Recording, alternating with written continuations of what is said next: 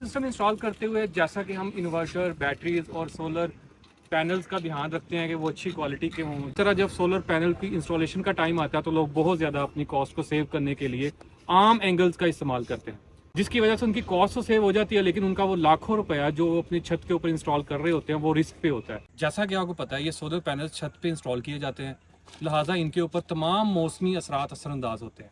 अगर आपका स्ट्रक्चर मजबूत नहीं होता तो वो कुछ अरसे के बाद रस्ट की वजह से या मौसमी असरात की वजह से ख़राब हो जाता है। आमतौर पे 3 टाइप्स यूज़ होती हैं, जिसमें L2 टाइप है, गैल्वेनाइज्ड स्ट्रक्चर यूज़ होता है, और तीसरा जैसा कि आप देख रहे हैं एलिवेटेड स्ट्रक्चर यूज़ होता है। L2 टाइप स्ट्रक्चर वहाँ पे इंस्टॉल होता है जिस जगह पे आपको पता हो कि आपका स्पेस है और आप छोटा सिस्टम इंस्टॉल कर रहे हैं, क्योंकि L2 टाइप स्ट्रक्चर पे 2 प्लेट्स इंस्टॉल होती हैं, उसमें L3 टाइप्स भी आता है जिसपे 3 प्लेट्स इंस्टॉल होती हैं। लेकिन ये स्ट्रक्चर वहाँ पे इंस्टॉल किया जाता है जहाँ पे आपका स्पेस काफ़ी अच्छी हो।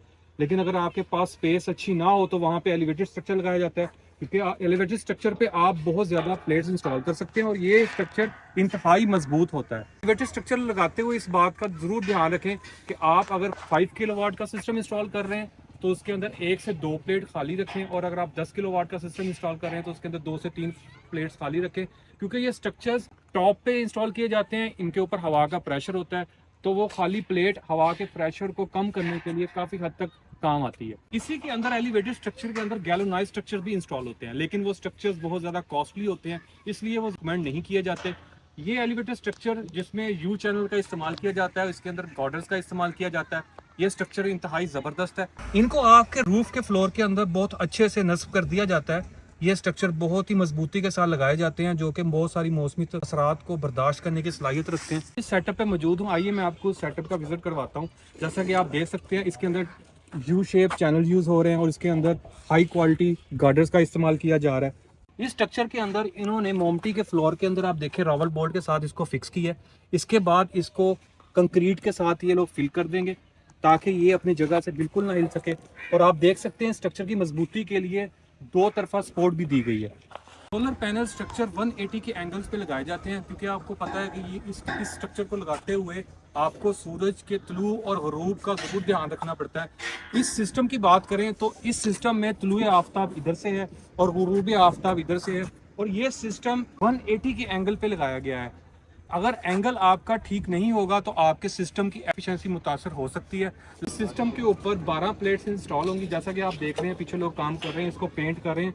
इसकी हिफाजत के लिए भी आपको इसको 2 से 3 साल के बाद सिंपल पेंट करवाना है। ये बहुत ज़्यादा महंगा नहीं होता, आपको सिर्फ पेंट की डिबिया चाहिए होगी। आप काम खुद भी कर सकते हैं, ये आप पे डिपेंड करता है कि आप इसको खुद करना चाहते हैं या किसी से करवाना चाहते हैं। अगर आप छोटा सिस्टम इंस्टॉल करें तो आपके लिए L2 या L3 टाइप स्ट्रक्चर काफ़ी है, लेकिन अगर आप अच्छा सिस्टम इंस्टॉल कर रहे हैं 5 किलोवाट 10 किलोवाट तो उसके लिए लाजमन आपको स्ट्रक्चर अच्छा लगवाना चाहिए, क्योंकि उसके अंदर प्लेट्स का इस्तेमाल ज़्यादा होता है। जब ज़्यादा प्लेट्स इस्तेमाल होती हैं तो उसका वेट भी बढ़ जाता है, और उसके साथ साथ उसके ऊपर आपका रिस्क फैक्टर भी बढ़ जाता है, क्योंकि आपकी उसका बहुत एक कॉस्ट आई होती है। लोग प्लस सिस्टम खरीदते हुए एक अच्छा इन्वर्टर का इंतखाब भी कर लेते हैं, एक अच्छी सोलर प्लेट्स का इंतखाब भी कर लेते हैं, अच्छी बैटरीज का इंतखाब भी कर लेते हैं, लेकिन जब सोलर स्ट्रक्चर की बारी आती है तो वहाँ पे वो एक आम वेल्डर को ला के कोई भी एंगल्स ला के एंगल से बना के स्ट्रक्चर अपनी प्लेट्स इंस्टॉल कर लेते हैं। वो समझते हैं ये सेफ है, हालांकि वो अपना सिस्टम पे लगे हुए 8 से 10 लाख 15 लाख जितना वो इस पर इन्वेस्ट करते हैं सारे पैसों को दाव पे लगा रहे होते हैं, क्योंकि अगर किसी भी अंधेरी तूफान की सूरत में अगर वो सिस्टम उखड़ता है, आपको पता है वो डैमेज हो जाती हैं। आपने बहुत सारी वीडियोस में फेसबुक पे देखा होगा कि प्लेट्स डैमेज नजर आ रही हैं, स्ट्रक्चर उड़ के दूसरे घरों में चले गए हैं, उससे बहुत ज़्यादा नुकसान होता है। अगर आज की वीडियो आपको अच्छी लगी हो तो मेरे चैनल को सब्सक्राइब कीजिएगा और कमेंट सेक्शन में कमेंट लाइक करना मत भूलिएगा। इंशाल्लाह नेक्स्ट वीडियो में किसी नए टॉपिक के साथ दोबारा से आपकी खिदमत में हाजिर होंगे। तब तक के लिए अल्लाह हाफ़िज़।